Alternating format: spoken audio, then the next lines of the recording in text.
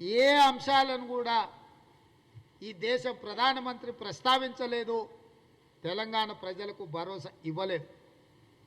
గిరిజన యూనివర్సిటీ కొత్తగా ఇస్తున్నట్టుగా ఏదో చెప్పే ప్రయత్నం చేసింది.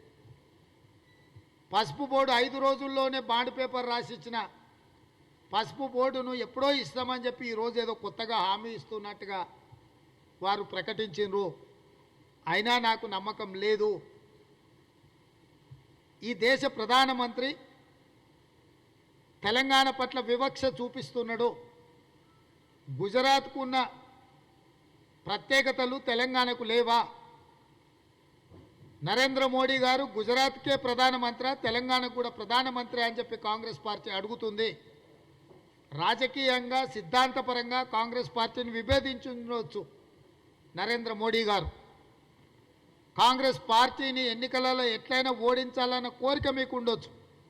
కానీ కాంగ్రెస్ పార్టీ అధికారంలో ఉన్నప్పుడు యూపీఏ ప్రభుత్వం తీసుకున్న నిర్ణయాలను కూడా మీరు వ్యతిరేకించడం ద్వారా, వాటిని అమలు చేయకపోవడం ద్వారా తెలంగాణ ప్రజలకు తీరని అన్యాయం జరిగింది.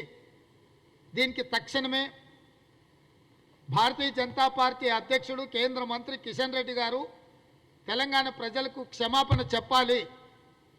ఆ జిల్లా నాయకులు జితేందర్ రెడ్డి నుంచి మొదలు పెడితే ఆ సమావేశాన్ని ఏర్పాటు చేసిన వాళ్ళు పాలమూరు ప్రజలకు, పాలమూరు సాక్షిగా అంబేద్కర్ విగ్రహం ముందు ప్రజలు క్షమాపణ చెప్పాలి.